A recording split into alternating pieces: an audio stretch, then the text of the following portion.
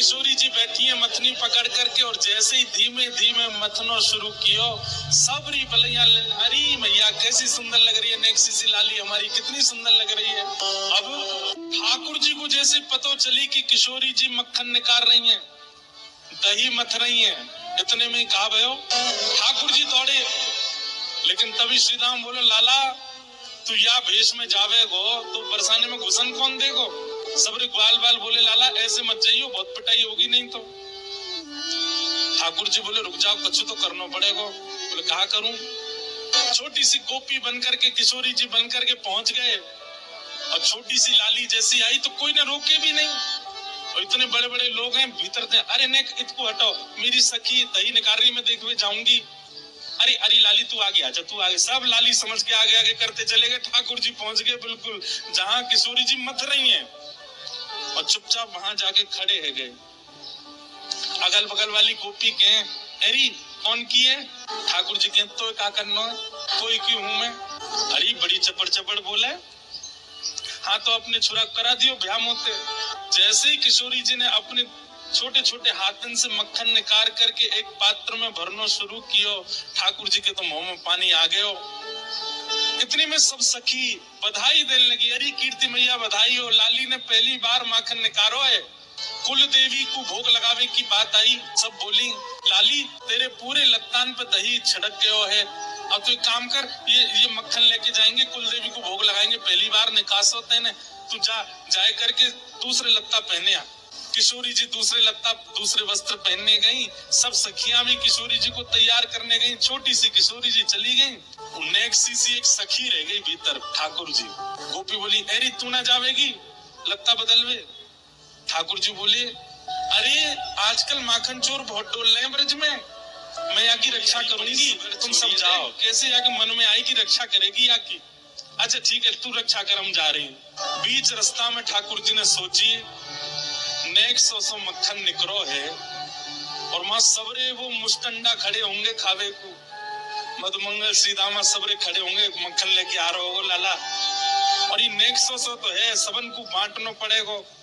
तो ठाकुर जी ने मन में विचार किया, एकांत कहीं देख के मैं ही पाई लूं या।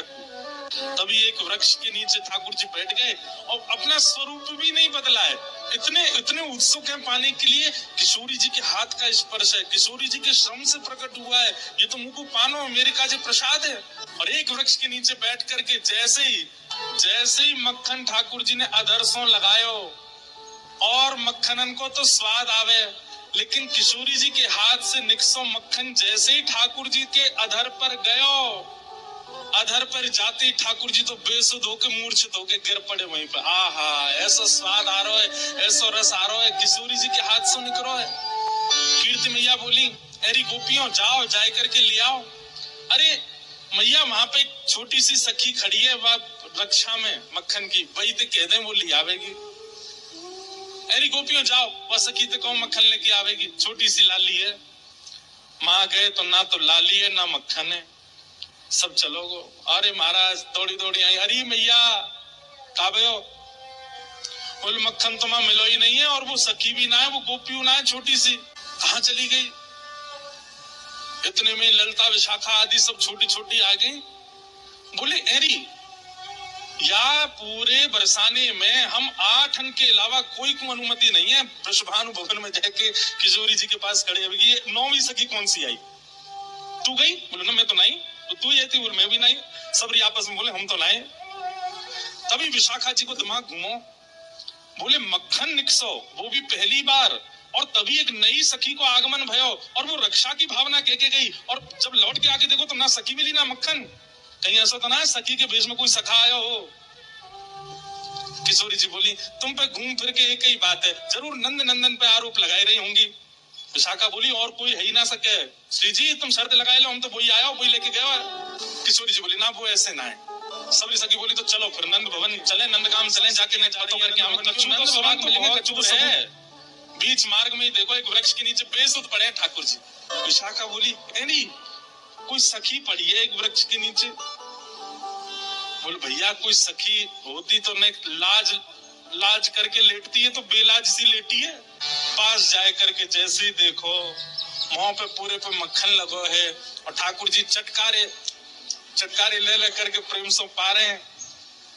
किशोरी जी ने जैसे ही देखो, बोले देखो तुम्हें मेरी सौगंध है, ये तो मेरे मन की पूरी भई है। आज मैं जब से मक्खन निकाल रही तब से मेरे मन में आ रहा हो कि मक्खन को सबसे बड़ो प्रेमी तो श्री कृष्ण है, वो आए करके मेरो मक्खन ग्रहण कर ले जाए और वो पूर्ण है। अब हल्ला मत करियो, तुम्हें मेरी सौगंध है, कोई तो कछु कहवे की आवश्यकता, ये तो मेरे मन की पूरी भई है।